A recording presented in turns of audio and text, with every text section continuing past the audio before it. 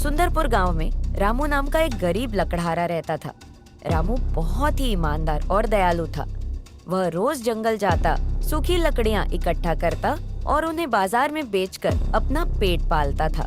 घना जंगल, दोपहर का समय। रामू जंगल में सूखी लकड़ी ढूंढ रहा है।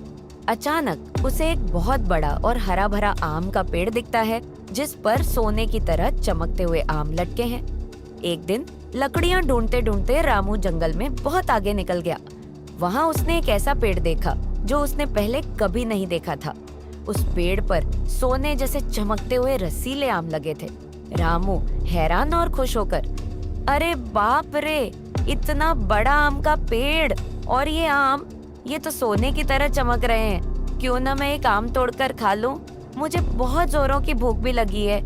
जैसे ही रामू आम तोड़ने के लिए हाथ बढ़ाता है, पेड़ की आंखें और मुंह बन जाते हैं और पेड़ बोलने लगता है।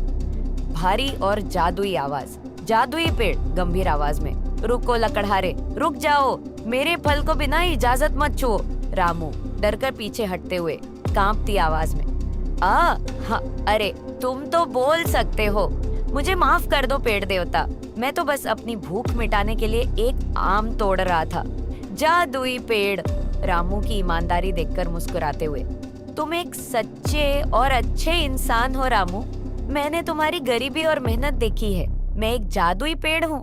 मैं तुम्हें एक आम देता हूँ, इसे घर ले जाओ। पेड़ से एक चमकता हुआ आम टूटकर रामू के हाथ में गिरता है। रामू अपने टूटे फूटे घर में टेबल पर आम रखता है और उसे चाकू से काटता है। रामू आम लेकर खुशी खुशी अपने घर आ गया। जैसे ही उसने रात को वह आम काटा, कमरे में तेज रोशनी फैल गई। रामू चौंक कर, अरे ये क्या, आम के अंदर से ये क्या निकल रहा है?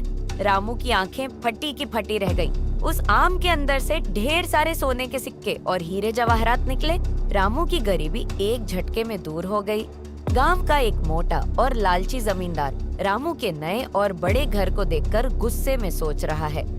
नैरेटर, देखते ही देखते रामू अमीर हो गया। जब यह बात गांव के लालची जमींदार विक्रम को पता चली, तो वह रामू के घर आया और चालाकी से पूरी बात पता लगा ली। जमींदार मन में सोचते हुए दुष्ट आवाज, अच्छा, तो उस जंगल में जादुई आम का पेड़ है। अब उस पेड़ के सारे सोने के सिक्के मेरे होंगे। मैं उस रामू से भी ज्यादा अमीर बन जाऊंगा। हा हा हा। जंगल में जमींदार का लालच। रात का समय, जमींदार हाथ में कुल्हाड़ी लेकर पेड़ के पास पहुंचता है। रात के अंधेरे में जमींदार कुल्हाड़ी लेकर उसी जादुई पेड़ के पास पहुंच गया। वहां चमकते आम देखकर उसका लालच और बढ़ गया। जमींदार घमंड से चिल्लाकर, ए जादुई पेड़, मुझे चुपचाप अपने सारे सोने के आम दे दे, नहीं तो मैं अपनी इस तेज कुल्हाड़ी से तुझे जड़ से काट दूंगा। जादुई पेड़